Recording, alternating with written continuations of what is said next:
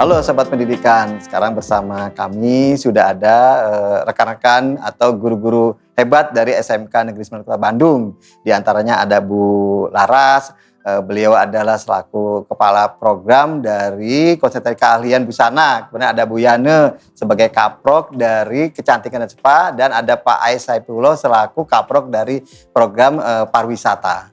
Nah, Sobat Pendidikan, kita akan diskusi atau mendapatkan informasi bagaimana sih program pembelajaran di SMK Negeri 9 Kota Bandung terkait program-program pengimbasan dari SMK Pusat Keunggulan. Yang sebelumnya untuk Pusat Keunggulan adalah dari kuliner, namun di sini kita akan mendapat informasi ketika pengimbasan terjadi oleh konsentrasi keahlian lain, baik dari busana, kemudian juga kecantikan dan spa maupun dari pariwisata perhotelan ya. Jadi harapannya informasi yang nanti diperoleh dari teman-teman guru ini membawa manfaat bagi kita semua dan menjadi inspirasi bagi guru-guru di SMK lain bagaimana program pembelajaran yang ideal atau tidak praktik baik yang sudah diterapkan di SMK 9 Kota Bandung.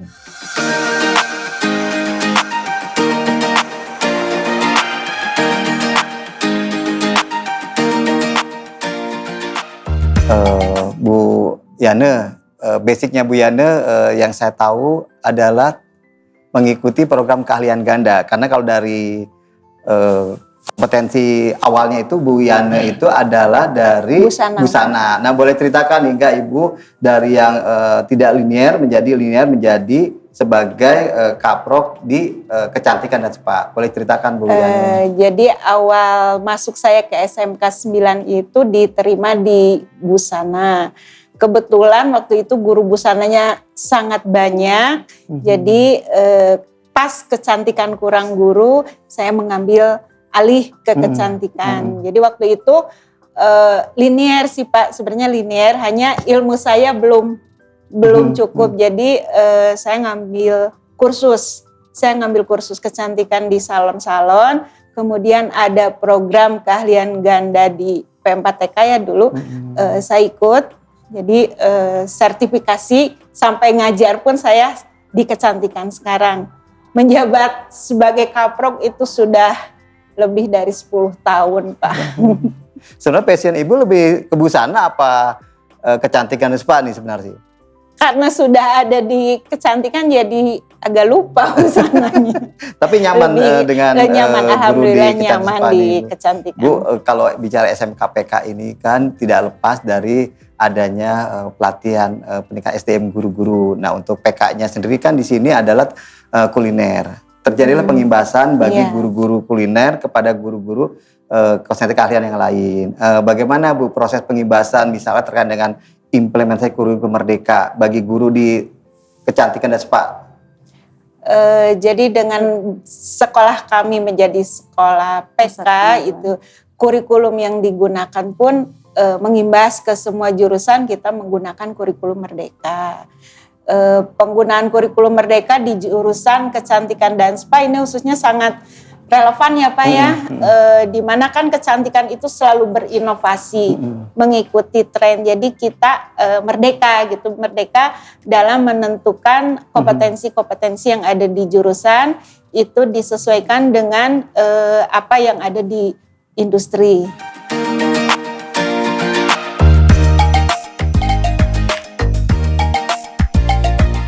Bu Yane, nyaman nggak sih dengan guru-guru ketika kurikulum mereka adalah wajib diterapkan di SMKPK? Mindset guru-guru ketika mereka diharapkan melakukan atau melaksanakan IKM itu sendiri? Ya, kalau di awal-awal pasti apa ya, agak kebingungan yang dari kurikulum 13 berubah ke kurikulum merdeka, di mana istilahnya saja kan sudah dari KIKD menjadi CP, ATP. Nah itu kita harus banyak mengikuti pelatihan. Tapi mungkin sekarang karena sudah diterapkan beberapa tahun, kita sudah bisa mengikuti dan sepertinya nyaman Pak. Kayaknya guru sudah mulai nyaman ya Bu ya dengan penerapan IKM. Baik Bu Yani, saya beralih kepada Bu Laras. Bu Laras adalah kaprok dari busana. Bu Laras, mau tanya nih, tadi kami sudah kunjungan ke bengkel praktik siswa-siswi di jurusan busana. Nah Ibu, Boleh cerita dong Bu, TEPA-nya itu di Busana seperti apa Bu? Teva di Busana SMK Negeri 9 Bandung ini ada penjualan, ada pembuatan dan pemesanan. Jadi kalau penjualan kita membuat segala sesuatu dari baju, ada craftnya, ada pemanfaatan limbahnya, segala macam yang kita bisa kita terapkan, kita buat, kemudian kita jual. Kemudian kalau yang pesanan dari luar Pak, seperti kemarin ada tahun kemarin ada pesanan dari SMK 5 seragam batik. Kemudian sekarang ini ada pesanan dari Koperasi SMK 9 untuk membuat seragam anak-anak praktek di jurusan. Kemudian kalau yang pemesanan ya konsumennya sih masih di dalam ya Pak ya. Ada guru-guru, teman-teman guru itu datang menjahitkan seperti itu Pak.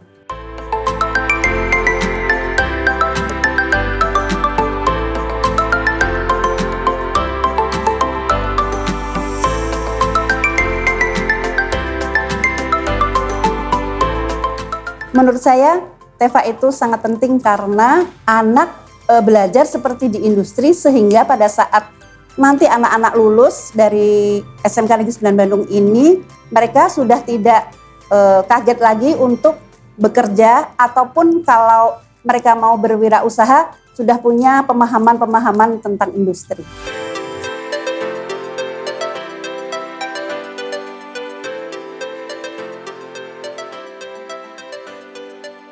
Nah, berarti ini masing-masing sudah berjalan kalau bicara TEPA dari program atau konsentrasi busana, Bu Yane dengan TEPA-nya tata kecantikan dan spa, Pak Ae ada dari segi usaha perjalanan wisata atau perhotelan ya, Pak. Jadi TEPA-nya tidak hanya dalam bentuk produk tapi juga dalam bentuk jasa, betul ya, Bu ya. Nah, kalau di busana, Bu, ketika produknya masih dalam bentuk barang, apa pandangan masyarakat terkait dengan produk busana maupun dari jasa di Bu Yane dari jasa kecantikan dan spa, ada nggak pandangan masyarakat hasil yang dihasilkan oleh siswa ini Bu? Pandangan masyarakat yang selama ini yang datang kepada kami, betul. Alhamdulillah Pak positif. Ya, positif. Kemudian kalau dari kecantikan dan spa gimana Bu? Dengan keahlian anak-anak nih ya, ketika mereka melayani jasa-jasa. Teva kecantikan itu kan lebih ke jasa ya, betul. Pak ya, pelayanan. Sebenarnya yang menjadi konsumen itu masih di lingkungan sekolah antara guru-guru atau siswa yang bukan dari kecantikan. Tapi ada juga orang tua siswa yang datang ke sini. Nah, dari orang tua ini atau saudara-saudaranya dari siswa ini banyak sih yang memberikan tanggapan, alhamdulillah katanya anak-anak ini sudah samalah dengan di salon-salon seperti itu. Ada yang pernah komplain gitu Bu, misalkan mereka di makeover, oh ternyata gini kok nggak sesuai atau gimana Bu? Alhamdulillah sih belum pernah. Kalau make up itu kita kan ada kerjasama dengan MUA kalau ada wedding misalnya. Nah, kami bekerja sama dengan MUA, anak-anak kami menghias keluarga pengantin. Itu alhamdulillah mereka biasanya puas dengan layanan yang diberikan oleh siswa-siswa kami. Mungkin nggak cuma dengan kecantikan dan spa ya, mungkin kolaborasinya dengan jurusan yang lain ya ketika ada wedding tersebut ya Bu ya? Iya. Kalau ada wedding tuh kolaborasi dengan busana juga. Untuk busananya. Untuk busana pengantin ya, pengantin, kemudian dengan DKP-nya untuk fotografer dan sebagainya.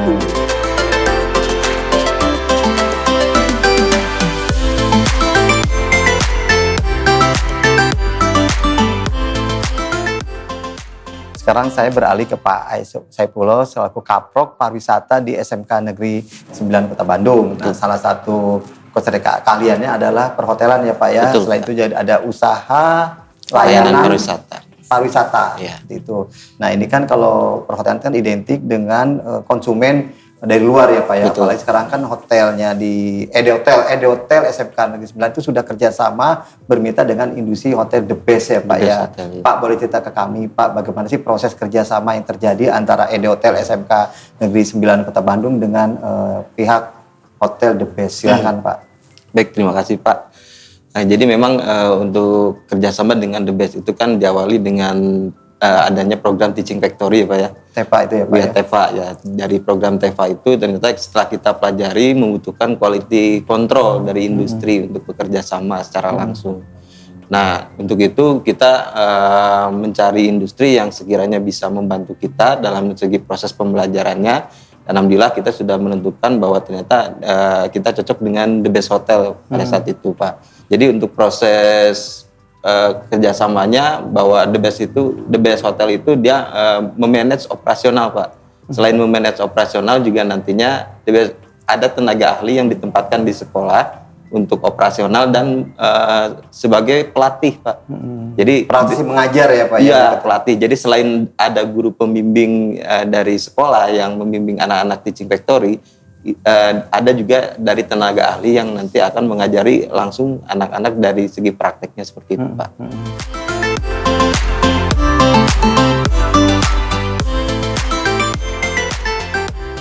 Edotel itu adalah educational hotel sebenarnya. Hotel yang biasanya sebenarnya digunakan untuk pembelajaran, untuk praktek anak siswa jurusan perhotelan. Nah, untuk saat ini Edotel sudah kita branding dengan nama 9in Edotel. Untuk pengelolaan Edotel itu kita bekerja sama dengan The Best Hotel untuk operasional dan untuk Teaching Factory-nya.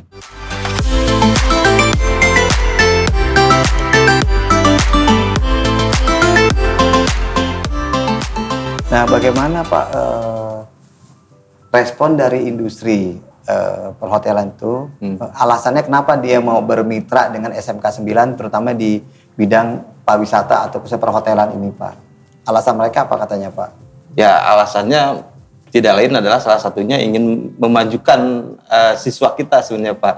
Gitu. Jadi ya sebagai supaya lulusan SMK 9 itu bisa lebih terampil lagi. Karena kan ketika Teaching Factory itu anak itu terus praktek Pak, sehingga mudah-mudahan ketika misalnya anak itu lebih sering praktek, tentunya ketika lulusannya itu nanti akan lebih terampil dan lebih bisa diterima di industri nantinya seperti itu Pak. Kalau bentuk kemitraannya itu Pak dengan pihak hotel tersebut mungkin PKL atau mungkin yang lainnya Pak, selain PKL ada kan? Ada PKL ada Pak. Selain itu juga ya dari segi manajemen Teaching Factory, PKL juga ada seperti itu. Magang guru atau guru tamu udah pasti tadi ya. Kalau Iya. magang guru dimagangkan kan dari sini ke hotel sana atau gimana Pak? Kalau magang guru di The Best sepertinya ada pernah juga sih Pak. Gitu. Ada tamu pernah. ada ya? Ya, dulu pernah ada, selain dari The Best juga ada. Artinya dari segi manajemen, Iya. layanan, kemudian juga tata ruang minimal itu seperti standar hotel sesungguhnya ya, Iya. betul ya? Betul. Karena itu ada pelibatan industri kesatuan pendidikan dari SMK.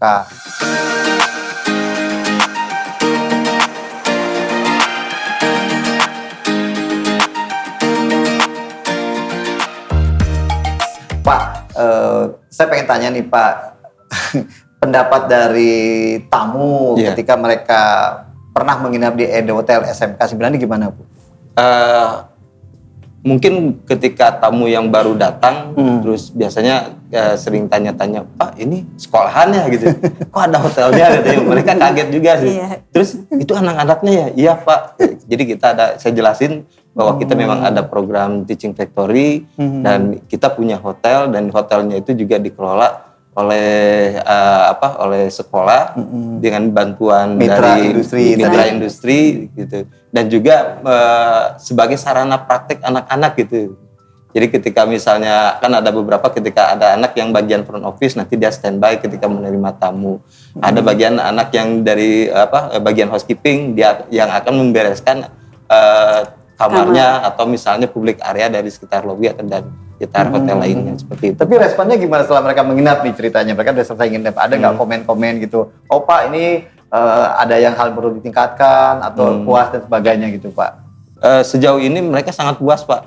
Bahkan sangat mendukung sekali ketika wah ini Pak bagus sekali programnya, terus kita juga tidak terasa bahwa kita itu ada di hotel sekolah gitu, malah seperti hotel-hotel biasanya seperti itu. Nah, menyadari bahwa Edotel SMK 9 ini sudah mulai dikenal oleh masyarakat, Pak. Menurut Pak Ae Saifullah ini apa Pak yang perlu ditingkatkan terkait dengan manajemen atau mungkin layanan sebagainya? Ada nggak Pak yang menurut Pak yang perlu ditingkatkan lagi agar lebih Edotel SMK 9 itu setidaknya memberi kepuasan yang maksimal kepada para tamunya itu? Paling fasilitas sih Pak, karena kan kalau di hotel itu kita harus update ya Pak ya. Kadang kalau misalnya dari segi kunci aja kita masih kunci biasa gitu. Nah tentunya dari hasil teaching factory atau BLUD yang sekarang kita sedang ini, itu kita sedikit-sedikit Pak. Jadi dari hasil keuntungan itu kan sebenarnya itu digunakan kembali lagi untuk proses pembelajaran gitu. Nah salah satunya adalah untuk mengupgrade fasilitas yang ada di hotel tersebut Pak, gitu. Kalau dulu kita masih punya TV yang tabung tuh Pak, TV tabung, ya. TV kita. Nah itu kan kalau kita ingin bersaing dengan hotel lain kan mungkin akan jauh sekali kalau fasilitasnya kita tidak ikut upgrade gitu. Nah makanya kita sedikit-sedikit untuk saat ini Pak, kita misalnya dari segi TV-nya dulu kita samakan dengan standar hotel yang lainnya gitu, yang sekitar gini. Yang lainnya juga nanti akan menyusul mudah-mudahan Pak gitu. Karena dari kegiatan kerjasama dengan The Best Hotel itu.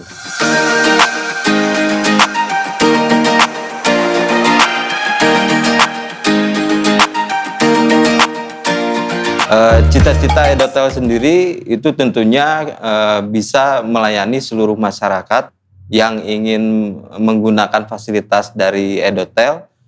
Dan tentunya harapannya ketika misalnya Edotel itu bisa berkembang dan bisa menghasilkan profit, tentunya itu bisa membantu sekolah dalam segi pendanaan dalam proses pembelajaran.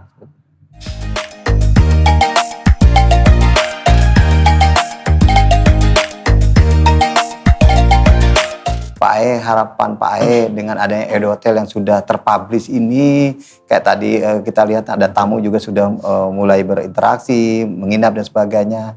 Ke depan seperti apa Pak harapannya untuk Edotel lebih maju lagi Pak? Ya harapan sih bisa lebih lebih berkembang lagi, lebih dari segi fasilitas kita bisa bersaing karena di sekitar sini banyak sekali hotel ya Pak ya. Sehingga kalau memang kita tidak bisa bersaing dari segi fasilitas gitu, nah itu mungkin akan tertinggal jauh nantinya gitu. Karena apalagi kalau sekarang kita masuk juga ke dalam OTA Pak ya, online travel agent, itu kalau misalnya kita lihat dari segi pasaran harga, itu sebenarnya kita pasaran harganya tinggi gitu dibandingkan dengan yang lainnya. Berapa Pak pasaran untuk Red Hotel, Edotel ini? Kalau Red Hotel itu di sekitar 250 Pak. 250.000 per malam ya Pak? Per malam gitu. Makanya kalau misalnya kita tidak, ya kadang kita bisa menyesuaikan sih Pak. Jadi kalau Red itu kan kadang naik kadang turun tergantung dari nilai pasar sekitar hotelnya juga gitu. Kalau di OTA itu. Tapi kalau misalnya untuk room rate ketika tamu walk-in guest itu sekitar 250-an itu room rate-nya. Baik, terima kasih Pak Ae. Nah, saya beralih ke Bu Yana nih, Bu Yana. Ini hampir mirip dengan Pak Ae ya, yang dihasilkan produknya Tepa itu ada jasa layanan. Iya. Nah, tidak beda dengan kecantikan dan spa. Nah, kalau bicara kecantikan nih, berarti kan mereka outputnya kan jasa layanan. Iya. Ini tantangan buat Bu Yana dan tim khususnya di Konsentrasi Keahlian Kecantikan dan Spa. Itu kan identik dengan menyiapkan pesan didik bagaimana pelayanan, servis yang positif kepada pelanggan. Nah, kan kalau salon itu industrinya lebih ke salon ya Bu ya, iya, salon kecantikan maupun spa. Nah, bagaimana Ibu menyiapkan lebih kepada soft skill peserta didik? Karena kalau bicara salon kan mereka harus dari sisi performanya juga harus bagus. Iya. Bagaimana konsumen mau masuk kalau mungkin dari sisi layanannya juga kurang maksimal. Nah, itu lebih bagaimana sekolah menyiapkan soft skill, karakter, attitude dan lain-lain, gimana seperti apa Bu?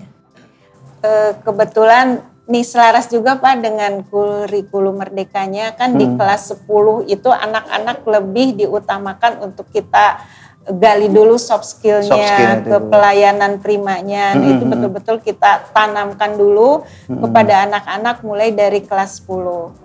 Juga kita kan sama dengan hotel ya, ada quality controlnya, kita menggandeng industri. salah satu industri yang di kecantikan itu adalah dari L'Oreal Profesional Jakarta Pusat. Nah, didatangkan guru tamu atau edukatornya dari mereka itu selain mengajarkan kompetensinya, mereka juga betul-betul menanamkan bagaimana karakter terhadap siswa kami.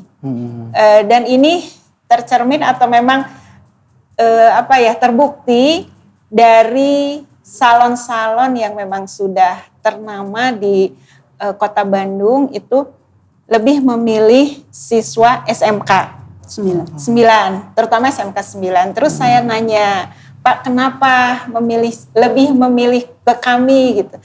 Menurut mereka katanya kita sudah tidak terlalu berat untuk sikapnya, karakternya itu sudah kita tidak ragu lagi begitu menurut industri, karena mungkin beda tenaga kerja yang bukan dari SMK dengan yang dari SMK. Kita sudah menanamkan bagaimana cara mereka bersikap, senyum sapa tentu gitu ya, terus pelayanan primanya, tanggung jawab dan sebagainya itu sudah kita tanamkan sejak kelas 10.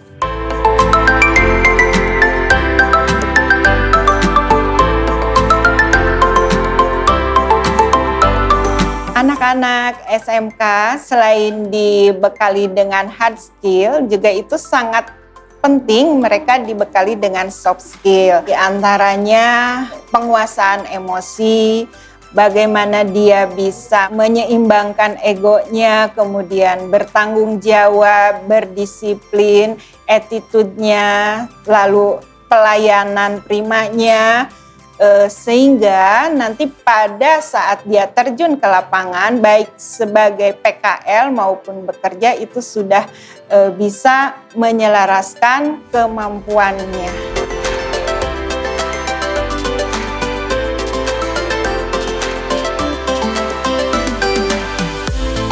Saya dengar-dengar nih dari peserta didik jurusan kecantikan dan spa itu katanya sudah sampai ke salon-salon internasional labelnya. Seperti itu kah, Bu? Salon nasional, Pak. Nasional, level ya, nasional karena di mana kita saja? digandeng L'Oreal, jadi beberapa lulusan kami itu ada yang bekerja di Jakarta sebagai edukatornya L'Oreal, jadi dia itu mendidik lagi pegawai-pegawai salon yang ada di Jakarta, di Jabodetabek dan di Pekanbaru. Jadi mentor malah. Iya, jadi mentor-mentornya para pekerja itu. Selain L'Oreal itu apa lagi, Bu? Selain L'Oreal juga kita ada bekerja sama dengan tim kosmetik seperti Wardah, Ines, itu sudah bekerja sama dengan kita. Ada nggak, Bu, masukan, kritikan dari industri? Karena tidak mungkin sesuatu itu maju kalau tanpa ada kritikan dan masukan dari industri tersebut, Bu. Ada nggak? Ada, Pak. Industri selain memberikan materi juga mereka ada masukan, misalnya anak-anak SMK terutama mungkin yang jurusan kecantikan ini masih terlalu manja, mentalnya masih belum kuat. Kita kan menghadapi customer ya, menghadapi customer itu ada yang cerewet, ada yang beda galak. Karakter ya, nah, Bu. Karakternya beda-beda. Tuh, Bu, mereka kadang belum siap. Belum siap untuk menghadapi itu. Sekali dibentak customer misalnya ya dalam membersihkan kuku kurang bersih atau kukunya ada yang kesobek, itu kan pasti customer marah. Itu sekali dibentak anak nangis seperti itu terjadi, masih terjadi. Jadi, saat lagi PKL atau ketika mereka sudah PKL terjun ke kerja juga kan kadang mereka kembali ke sini bercerita, Bu, di tempat kerja begini. Nah, ada mentalnya yang masih belum kuat. Nah, penanaman apa, Bu, yang Ibu siapkan dengan kondisi seperti itu bagi anak-anak ketika berikutnya atau di angkatan berikut mereka sudah lebih siap? Ya, jadi kita mengingatkan lagi kepada mereka kalau yang dihadapi kamu itu bukan benda mati, orang dengan karakter yang berbeda-beda. Di sekolah kan yang dihadapi guru-guru yang seperti ini gitu, yang tidak mungkin memarahi mereka sampai seperti itunya. Nah, kalian tuh harus siap, gitu. Harus siap menghadapi berbagai karakter orang di luar sana, menghadapi atasan yang seperti tidak sama juga dengan kami gitu. Jadi harus lebih kuat lagi mentalnya.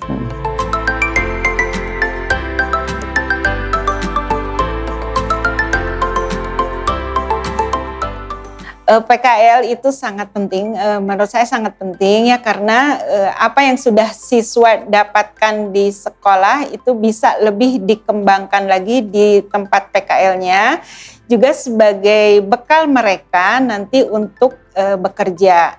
Apalagi dunia kecantikan ini kan trennya selalu berkembang, setiap tahun ada tren baru. Nah, mereka itu bisa memperoleh ilmu-ilmu tersebut di PKL.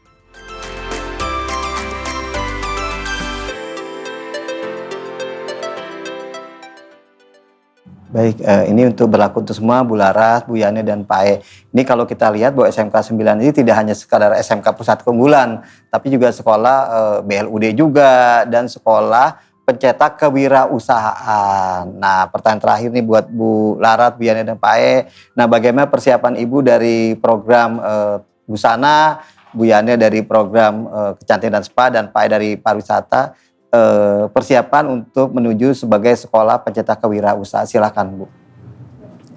Kalau persiapan di Busana sendiri ya kan, kebetulan kan kalau kita itu ada mata pelajaran PKK ya. Iya, kewirausahaan. Jadi anak-anak yang memang passionnya membuat busana, membuat craft, kerajinan tangan dari limbah busana dan lain sebagainya itu di suatu masa itu berapa bulan sekali ya Bu Yana ya? Kita ada pameran di sekolah. Ya. Bukan. Ada pameran di sekolah, kemudian pameran itu menjual berbagai macam produk kami, misalnya yang busana ya produk busana, nanti yang kecantikan, produk kecantikan, seperti itu. Ada informasi nggak Bu dari alumni bahwa mereka sudah berani berwirausaha, Bu, dengan keahlian yang sudah dapat di jurusan atau di kota kalian? Ada informasi, ada. Itu kan kita punya BKK, Pak. BKK. Ada bursa khusus kelompok kerja. Iya.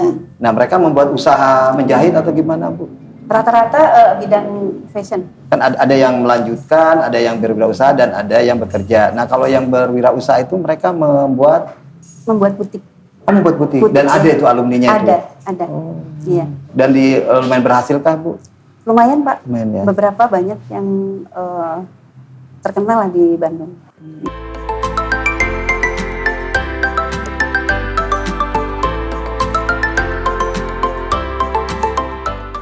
Kalau dari Bu Yana untuk kewirausahaan, kewirausahaannya ya sama di dalam pembelajaran kita juga sama menanamkan kewirausahaan itu di pelajaran PKK.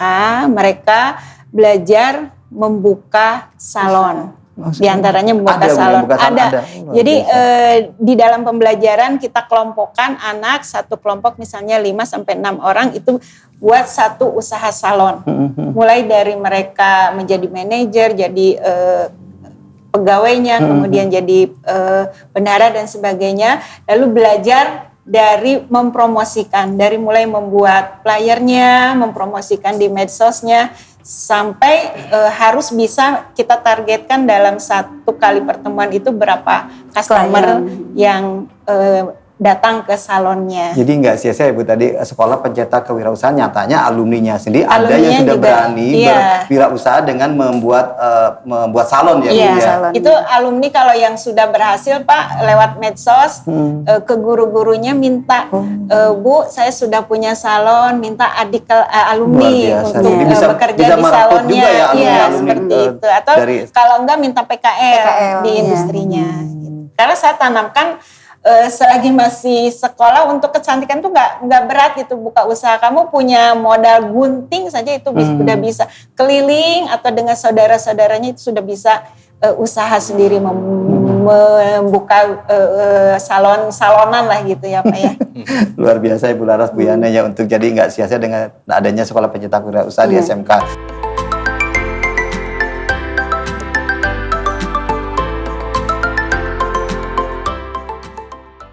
Kalau Pak Ae, Pak, sebagai program sekolah pencetak kewirausahaan gimana Pak dari konsentrasi keahlian pariwisata Pak? Ya, kalau untuk pariwisata sebenarnya kan lebih ke jasa ya Pak ya. Jadi sebenarnya lebih banyaknya ketika lulusan itu dia bekerja atau melanjutkan. Tapi memang ada beberapa juga siswa yang dia berwirausaha, misalnya ketika dia membuka laundry gitu ya. Jadi paling untuk wirausaha itu di bidang laundry dan juga sebenarnya ada di bidang makanan juga Pak, gitu. Jadi karena kan di perhotelan itu dia mempelajari tentang F&B juga. Jadi ada prakteknya membuat sebuah produk gitu, sehingga dia dilatih membuat produk, terus dia untuk dijual lagi nantinya seperti itu. Gitu.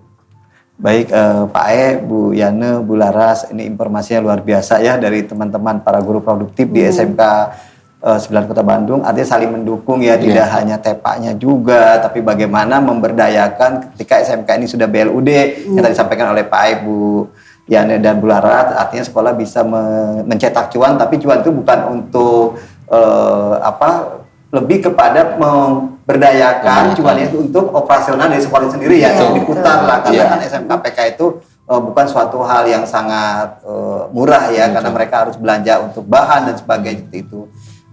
Baik, terima kasih sekali lagi Bu Yana, Bu Laras dan Pak E, informasinya sangat bermanfaat bagi kami. Semoga SMK 9 Kota Bandung selalu tetap eksis mencetak para kewirausahaan yang tidak hanya mereka bisa bekerja namun juga menjadi entrepreneur muda yang sangat manfaat. Terima kasih.